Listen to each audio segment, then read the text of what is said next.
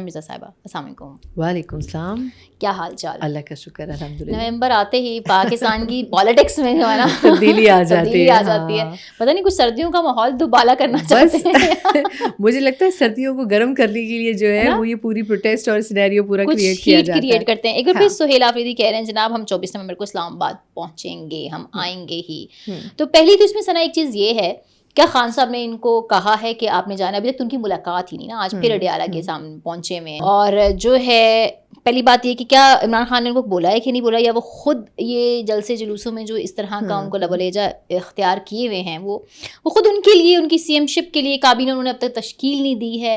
تو یہ سارے جو معاملات ہیں وہ کس طرح سے آپ دیکھتی ہیں یہ, اور مزید ڈیفیکلٹیز نہیں کر رہی پی ٹی آئی کے لیے؟ کیونکہ بیرسٹر گوہر کہتے ہیں کہ جی ایسے تو کوئی کال نہیں ہے, ایسی تو کوئی حکمت عملی نہیں ہے. مطلب چیئرمین پارٹی کا کچھ اور کہہ رہا ہے, سی ایم کچھ اور کہہ رہے ہیں, تو معاملات آپ کیسے دیکھ رہی ہیں؟ اچھا دیکھیں, ایک تو یہ کہ 24 نومبر کا آپ کو پچھلے سال یاد ہے 26 نومبر کو جو کچھ بھی ہوا, تو یہ نا ایک ایز اے جیسچر کے طور پر بڑا امپورٹنٹ تھا سہیل آفریدی صاحب کے لیے کہ اپنی ڈیڈیکیشن, اپنی وفاداری جو ہے وہ خان صاحب سے شو کریں. اور ایسا نہیں ہو سکتا کہ خان صاحب کی ڈائریکشن کے بغیر وہ اس احتجاج کے موڈ میں جائیں گے. لیکن اس مرتبہ ان کو جو انسٹرکشنز ہیں وہ خان صاحب کے انسٹرکشنز بیسکلی علیمہ خان صاحبہ کے تھرو یا ان کی بہنوں کے تھرو ان تک پہنچ رہی ہیں. اگر میں یہ کہوں کہ خان صاحب سے ملاقات نہیں ہوئی, کیبنٹ اناؤنس نہیں ہوئی, تو میرا خیال یہ کہ خان صاحب اپنی بہنوں کے تھرو ان کو سب کچھ کنوے کر چکے ہیں. ایک شارٹ کیبنٹ بنائیں, آپ کام شروع کریں, اور اس کے بعد جب موقع ملے, اور آئی تھنک اس ویک کے اختتام تک میرا خیال یہ کہ آفریدی صاحب کی ان سے ملاقات کروا دی جائے گی, کیونکہ جو مسئلہ تھا کیبنٹ کو سلیکٹ کرنے کا وہ خان صاحب آلریڈی حل کر چکے ہیں کہ آپ اپنے طور پر مختصر ٹیم بنا لیں. تو میرا خیال یہ ہے کہ اب شاید اس ملاقات میں کوئی رکاوٹ نہیں رہ گئی. یاد ہے ہم نے اسی ٹیبل پر بیٹھ کے بات کی تھی کہ آفریدی صاحب کا کوئی اسٹیک نہیں ہے. آج اگر وہ اٹھ کر چلے جائیں سی ایم شپ چھوڑ کر, تو ان کو کوئی فرق نہیں پڑے گا, نہ ان کو پہلے کوئی جانتا تھا اور نہ یہاں سے چھوڑ کے جانے کے بعد بھی ان کو کوئی فرق پڑنا ہے ان کی سیاست کو, کیونکہ ابھی انہوں نے سیاست پریکٹیکلی اس طرح شروع نہیں کی. تو وہ ایکچولی ایک مہرے کے طور پر ضرور استعمال ہوں گے, ایک کارکن کے طور پر ضرور استعمال ہوں گے. لیکن اگر ہم یہ کہیں کہ وہ خان صاحب کے لیے یہ سب کچھ کریں گے تو وہ بالکل کریں گے. دوسری امپورٹنٹ چیز یہ ہے کہ 24 نومبر کا جو دن ہے وہ, یا نومبر اس لیے بھی وہ چوز کرنا چاہ رہے ہیں کہ انہوں نے ابھی تک کوئی پولیٹیکل شو نہیں کیا ہے. وہ خان صاحب کے علاوہ وفاق کو یا پاکستان تحریک انصاف, بیسکلی وفاق اور سیکیورٹی ہماری جو ادارے ہیں, ان کو یہ میسج دینا چاہتے ہیں کہ دیکھیں گنڈا پور صاحب کے جانے کے بعد بھی, یعنی چہرے تبدیل ہونے کے بعد بھی پی ٹی آئی کے نیریٹو کو کوئی فرق نہیں پڑے گا. ہم خان صاحب کی کال کے اوپر باہر نکلیں گے. اب یہ ایک الگ ڈیبیٹ ہے کہ وہ کال سکسیزفل ہوگی یا نہیں ہوگی, لیکن اس کال کو دینے کا مقصد یہ ہے کہ وہ پاکستان تحریک انصاف یا خان صاحب کا جو ویژن ہے اس کو لے کے آگے چلیں گے. اچھا, اس میں اب ایک چیز بڑی طے ہے کہ یہ ہماری اسٹیٹ پہلے ہی ڈیسائیڈ کر چکی ہے اور بہت عرصے پہلے کر چکی ہے کہ اب کسی بھی قسم کا کوئی احتجاج ہوگا ان کو پنڈی اسلام آباد میں داخل نہیں ہونے دیا جائے گا. اب اس کے لیے جو بھی ریسورسز استعمال کی جائیں, لیکن وہ جو احتجاج ہے وہ پنڈی اسلام آباد کے پریمیسز سے باہر ہوگا, یعنی وہ صرف کے پی کی حدود تک ہوگا.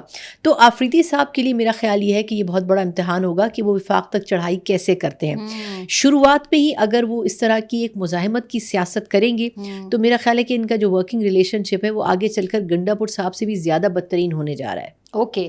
اچھا, آپ نے یہ نوٹس کیا کہ سہیل آفریدی صاحب جلسے جلوسوں میں جو لب و لہجہ اختیار کیے ہوئے ہیں, بہت سے ہمارے صحافی اور تجزیہ کار, آپ کو اب تو سوشل میڈیا ایک جرنلسٹ ایک الگ ہی ٹرم ہے نا, وہ تقابلی جائزہ لے رہے ہیں نا سہیل آفریدی اور علی امین گنڈا پور کا. وہ کہتے ہیں جی علی امین گنڈا پور سخت زبان استعمال کرتے جلسے جلوسوں میں, لیکن پرائیویٹ میٹنگ میں اس چیز کو نارملائز کر دیتے تھے. لیکن یہ سہیل آفریدی ایسا نہیں کر رہے, وہ جلسوں میں جو زبان ہے وہی پرائیویٹ ہے. ایک تو یہ تقابلی جائزہ کس طرح کا, اور دوسری بات یہ ہے کہ سہیل آفریدی جو سیکیورٹی سچویشن پر ایک اسٹانس لیے ہوئے ہیں, وہ کہتے ہیں جی کے پی کے کو ہم لیبارٹری نہیں بننے دیں گے, اور یہ کولیٹرل ڈیمیج ڈکلیئر کرتی ہے حکومت, یہ فلاں. اس سب چیزوں کو آپ کیسے دیکھتی ہیں کہ یہ کوئی مطلب واقعی کوئی ایسا تقابلی جائزہ بنتا بھی ہے یا صرف اچھا یہ جو تقابلی جائزہ ہے نا یہ پلان کا حصہ تھا. جب گنڈا پور صاحب اپنے اقتدار کے آخری دنوں کو فیس کر رہے تھے یا گزار رہے تھے تو اس وقت یہ طے ہو چکا تھا پی ٹی آئی کے اندر کہ گنڈا پور صاحب کو رخصت کرتے ہوئے بھی اور رخصت ہونے کے بعد بھی اتنا گندا کرنا ہے کہ ان کی سیاست جو ہے وہ ختم ہو جائے, کیونکہ خان صاحب نے ان کو وہ منصب دیا اور انہوں نے خان صاحب کے یا پی ٹی آئی کے اس منصب کے ساتھ انصاف نہیں کیا, اس لیے پی ٹی آئی میں ان کی کوئی جگہ نہیں ہے.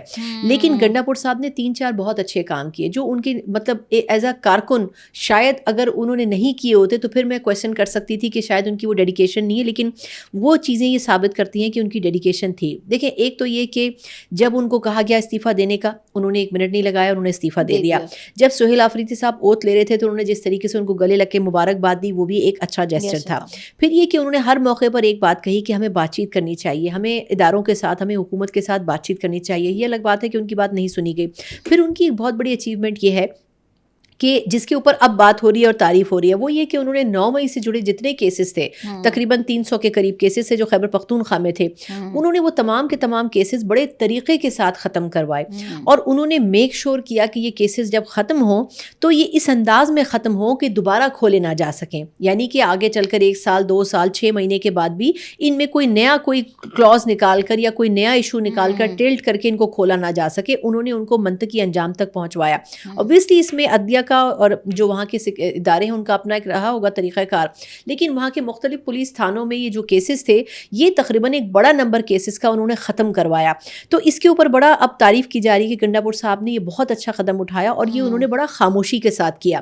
تو میرا خیال یہ ہے کہ گنڈا پور صاحب کا کمپیریزن اس لیے کیا جا رہا ہے کہ یہ ایک SOP ڈیسائیڈ کیا گیا تھا پی ٹی آئی کی لیڈرشپ اور خاص طور پر جو خیبر پختونخوا میں ہے کہ ان کو عہدے سے ہٹانے کے بعد انہوں نے جو غلط کام کیے ہوں گے ان تمام غلط کاموں کے اوپر بات کی جائے گی اور یہ ثابت کرنے کی کوشش کی جائے گی کہ آفریدی صاحب ایک بالکل گراس روٹ لیول کے کارکن ہیں. تو ان کو موقع اس لیے دیا جا رہا ہے کیونکہ یہ ایک ٹپیکل پولیٹیشین کے طور پر ڈیلیور نہیں کر سکے. لیکن اگر کمپیریزن کریں تو میرا خیال یہ ہے کہ ان دونوں کا کمپیریزن نہیں بنتا. گنڈا پور صاحب جو ہیں وہ ایک فوجی خاندان سے تعلق رکھتے ہیں, ان کی فیملی میں مختلف فوجی لوگ رہے ہیں اور وہ بڑے اپرائٹ قسم کے اور بڑے اسٹرانگ مائنڈ سیٹ والے آدمی ہیں. لیکن آفریدی صاحب ایک بالکل لوور لیول سے اوپر آئے. بہت اچھی بات ہے کہ ان کو کارکن سیاسی ورکر کے طور پر موقع ملا اور ان کو اوپر تک لا کے یہ موقع دیا گیا, لیکن ان کی کوئی ٹریننگ نہیں رہی, ان کی کوئی گرومنگ نہیں ہوئی. وہ اس عہدے کے ساتھ کتنا انصاف کریں گے یہ وہ وقت کے ساتھ سیکھیں گے.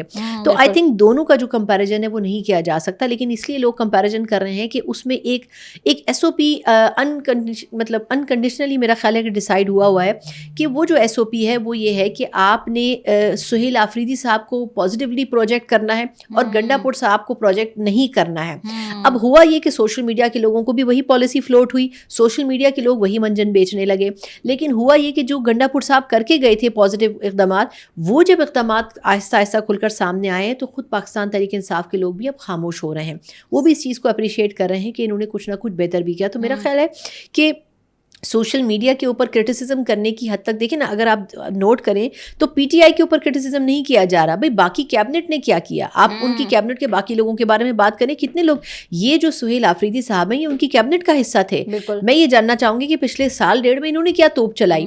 تو اگر انہوں نے کچھ ڈیلیور نہیں کیا تو پھر گنڈا پور صاحب اکیلے تو قصوروار نہیں ہے. اب دیکھنا ہوگا کہ CM کے طور پر وہ کیا کرتے ہیں. تو کہنے کا مقصد صرف یہ ہے کہ ان دونوں کا کمپیریزن نہیں بنتا, لیکن جو لائن دی گئی ہے اس لائن کے اوپر صرف چلا جا رہا ہے. اور ابھی تک انہوں نے جو کابینہ کیبنٹ نہیں بنائی, مختصر کیبنٹ بنانے کے کو کہہ بھی دیا, اس کو آپ کیسے دیکھتی ہیں؟ یہ بن نہیں جانی چاہیے, یہ صرف جو ہے وہ اڈیالہ کی ملاقات نہیں. میرا خیال یہ ہے, sorry to cut you off, لیکن میرا خیال یہ ہے کہ یہ کیبنٹ اب بن جائے گی, کچھ ہی دنوں کی بات ہے. کیونکہ اس کی وجہ یہ کہ جب خان صاحب نے مختصر کیبنٹ کی بات کی ہے تو اس میں انہوں نے فری ہینڈ دیا ہے. لیکن وہ فری ہینڈ بھی جو ہے مجھے ایسا لگتا ہے کہ وہ عاطف خان صاحب اور دیگر جو لوگ اس وقت مستقل آفریدی صاحب کے ساتھ موجود ہیں جو ان کو گائیڈ کر رہے ہیں, وہ ان کو ایک بڑے لمیٹڈ 5 7 8 لوگوں کی کابینہ بنا کر دیں گے اور اس کے بعد اس کو بعد میں ایکسٹینڈ کیا جائے گا. کیونکہ جو بیسک امور ہیں اس میں ہمارے صوبائی وزیر خزانہ مزمل اسلم صاحب ہو جائیں گے اور دیگر کچھ لوگ ہو جائیں گے جو کہ جن کا پتہ ہے. خان صاحب نے خاص طور پر کہا تھا کہ مزمل اسلم صاحب کو تبدیل نہ کیا جائے, باقی لوگوں کو بھلے آپ تبدیل کر سکتے ہیں. کیونکہ مزمل اسلم صاحب جو ہے انہوں نے اکانومی میں بہت سی تبدیلیاں کی تھیں. کرپشن ہر صوبے میں ہوتی ہے, لیکن انہوں نے خزانے میں پیسے جمع کرنے کی کوشش کی تھی اور وہ اس میں کامیاب بھی ہوئے. تو آئی تھنک اس میں یہ ضرور ہوگا کہ ایک مختصر کیبنٹ ضرور اناؤنس ہوگی, لیکن وہ کیبنٹ بیسکلی آفریدی صاحب کو ریفلیکٹ نہیں کرے گی. وہ جو ان کو مشورہ دینے والے لوگ ہیں وہ بیسکلی ان کو ریفلیکٹ کرے گی. اب اس میں وہ کتنا اپنا مطلب ثابت قدم ہو پاتے ہیں کہ وہ بیلنس رکھ پاتے ہیں. KP میں بڑے کلیئرلی 2 اپوزٹ گروپس موجود ہیں, ان گروپس کو کتنا بیلنس کرتے ہیں یہ اب ان کے لیے ایک بڑا امتحان ہے. اچھا, خبر تو خیر یہ پرانی تھی لیکن جو کہ اس سے ریلیٹڈ ہے, میں چاہتی تھی آپ کا اس پہ پوائنٹ آف ویو بھی لوں. جو ہے مولانا صاحب سے پی ٹی آئی کی بھی ملاقات ہوئی ہے اور مولانا صاحب نے کچھ ان کی حامی بھی بھری ہے. آپ کو لگتا ہے کہ ایک بار پھر مولانا صاحب جو ہے وہ پی ٹی آئی کو جوائن کریں گے؟ کیونکہ پہلے بھی یہ بڑی کوششیں ہوئی تھیں لیکن نہیں ہوئی. کچھ لوگ کہہ رہے ہیں مولانا صاحب کو ریڈ فلیگ کے طور پہ دیکھنا چاہیے پی ٹی آئی کو. آپ کیا کہتی ہیں اس میں؟ ویسے مولانا صاحب پرسنلی مطلب آئی ریئلی ایڈمائر ہم ایز اے پولیٹیشین, کیونکہ جتنی میچور پالیٹکس وہ کرتے ہیں اور جتنا کرٹیسزم پی ٹی آئی سے انہوں نے سنا ہے اس کے بعد تو ان کی شکل دیکھنا بھی نہیں بنتا تھا. لیکن مولانا صاحب نے بڑے کھلے دل کے ساتھ اور ایک مطلب اعلیٰ پائے کے لیڈر کے طور پر نہ صرف ہی کہ ان کو ویلکم کیا بلکہ ان کے لیے گھر کے دروازے بھی کھولے.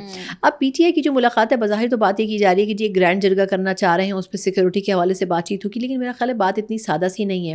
اس میں یہ بھی ہے کہ جو محمود اچکزئی صاحب as an opposition leader nominate کیے گئے ہیں وہ اگر اپوزیشن لیڈر بنیں گے تو اپوزیشن کی پورے کی جو باغ دوڑ ہے وہ ان کے ہاتھ میں دی جائے گی. اس میں ڈیسیجن میکنگ بھی ہے اور اچکزئی صاحب اور مولانا صاحب کے بڑے پرانے مراسم ہیں, وہ بڑے کلوز ٹائز رکھتے ہیں ایک دوسرے کے ساتھ.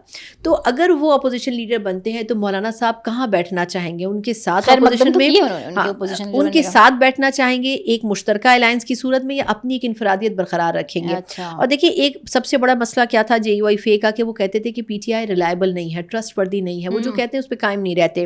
اگر پی ٹی آئی نے ڈیسیجن میکنگ کی 100% اتھارٹی اچکزئی صاحب کو دے دی تو میرا خیال یہ ہے کہ مولانا صاحب کے لیے اس لائن سے دور رہنا پھر ممکن نہیں رہے گا. کیونکہ اگر فیصلہ سازی جو ہے وہ اچکزئی صاحب کے پاس ہے اور مولانا صاحب کو کنونس کرنے میں وہ کامیاب ہو گئے تو پھر میرا خیال ہے کہ وہ دونوں مل کے ایک بہت ہی لیتھل قسم کی اپوزیشن بنا سکتے ہیں. اور جو وہ سی ایم کے خلاف بھی ہیں یہ دیکھیں, یہ تو آپ ان سے جب بھی پوچھیں جے یو آئی فے سے تو وہ ایک ہی سمپل سی بات کہتے ہیں. میرا خیال یہ ہے کہ وہ صرف ویسے ہی دودھ میں مینگنیاں ڈالنے والی بات ہے کہ وہ کہتے ہیں جی سی ایم تو بن گئے, ہمیں سی ایم بننے پہ کوئی اعتراض نہیں ہے, لیکن انہوں نے دستخط ایسے کیے اور دستخط ویسے کیے, انہوں نے اس وقت دستخط کیے, انہوں نے اس وقت دستخط کیے, مطلب گورنر نے وہ دستخط مان لیے, انہوں نے خود ہینڈ ریٹن اپلیکیشن دے دی. وہ بیسکلی ویسے ہی انہوں نے ایک, اب میں اس میں کیا لفظ استعمال کروں, کہ انہوں نے ویسے ہی ان کو تنگ کرنے کے لیے یا مصروف رکھنے کے لیے نا بس ایک اپلیکیشن فائل کی ہے. خود جے یو آئی فے سے بھی بات آپ کریں تو وہ بھی ہنس کے یہ کہتے ہیں کہ ہم نے صرف مطلب بزی رکھنے کے لیے ان کو بھی اور اپنے آپ کو بھی یہ کیا ہے, لیکن وہ یہ ضرور ہے کہ انہوں نے بس اپنا ایک احتجاج رجسٹر کروایا ہے کہ یہ ایسے نہیں ہونا چاہیے تھا. لیکن آئی تھنک اگر یہ معاملات آگے چلتے ہیں, اور پی ٹی آئی کو بھی اس کے اوپر کوئی گرج نہیں ہے کہ جے یو آئی فے نے ایسا کیوں کیا, وہ بھی اس کو اس لیے اتنا سیریس نہیں لے رہے کیونکہ ان کو بھی پتا ہے کہ اگر وہ بالکل ہی ان کے ساتھ کھڑے ہو جائیں گے تو پھر اس کا بھی جواز نہیں رہے گا. انہوں نے ذرا اپنی انفرادیت ثابت کرنے کی صوبے میں کوشش کی ہے جے یو آئی فے نے کہ ہم آپ کے ساتھ نہیں ہیں, ہم بظاہر اپوزیشن کے ساتھ ہیں جو کہ نون لیگ اور پیپلز پارٹی ہے. اچھا ثنا, یہ ہماری لوکل پالیٹکس سے ایک لاسٹ سوال ہے, پھر اس کے بعد ہم افغان طالبان پہ جائیں گے. ہر کچھ عرصے بعد جو ہے وہ جو ہے کچھ صحافی یہ شوشہ چھوڑ دیتے ہیں جی کہ خان صاحب صحافی ہوتے ہی شوشے چھوڑنے کے لیے اچھا ہاں ویسے یہ بھی ہے نا, لیکن سب کی اپنی اپنی کیٹیگری ہے نا, اپنے اپنے پسند کے شوشے بالکل چھوڑتے ہیں. تو ہر کچھ عرصے بعد کہتے ہیں کہ جی عمران خان صاحب کو پیغام پہنچایا گیا کہ مان جاؤ ورنہ رہائی بھول جاؤ. تو حالانکہ ہم دیکھ رہے ہیں کہ خان صاحب کا ریلیف کافی دور ہے, مطلب دلی دور ہے. ہاں بالکل بالکل ایسا ہی ہے. تو آپ کیا کہتی ہیں یہ جو شوشے چھوڑتے ہیں یہ کس بنیاد پہ چھوڑتے ہیں؟ دیکھیے میرا خیال یہ ہے کہ پہلے تو ویسے ان کو بھی ریسنٹلی کوئی خاص کوئی پیغام پہنچایا نہیں گیا. میرا خیال یہ ہے کہ جب بات ہو رہی تھی وہ آفیشیل نہیں ان آفیشیل صحیح, لیکن وہ باہر بیٹھے ہوئے بھی بات ہو گئی تھی کہ اگر آپ کہیں تو بنی گالا میں شفٹ کر دیتے ہیں. لیکن یہ وہ پلان ہے جو کہ ان کو پچھلے سال نومبر دسمبر میں بھی دیا گیا تھا کہ اگر آپ چاہیں تو آپ کو بنی گالا میں اہلیہ کے ساتھ شفٹ کر دیتے ہیں. خان صاحب نے اس وقت بھی نہیں مانا فار سم اینی ریزن, اور وہ ابھی بھی شاید نہیں مانیں گے کیونکہ وہ یہ چاہتے ہیں کہ ان کے کیسز ختم ہوں. اسٹیٹ اپنی طرف سے حجت تمام کرے گی. اگر میں یہ کہوں یہاں بیٹھ کے کہ اسٹیٹ سب کچھ ٹھیک کر رہی ہے تو ایسا بھی نہیں ہے, لیکن کیا پی ٹی آئی بھی سب کچھ ٹھیک کر رہی ہے؟ ایسا بھی نہیں ہے. تو اسٹیٹ کو سسٹم چلانے کے لیے ملک کو اسٹیبلائز کرنا بڑا ضروری ہے, ملک کو مستحکم کرنا بڑا ضروری ہے. پولیٹیکل انسرٹنٹی ہوگی تو آپ کچھ بھی نہیں کر سکیں گے.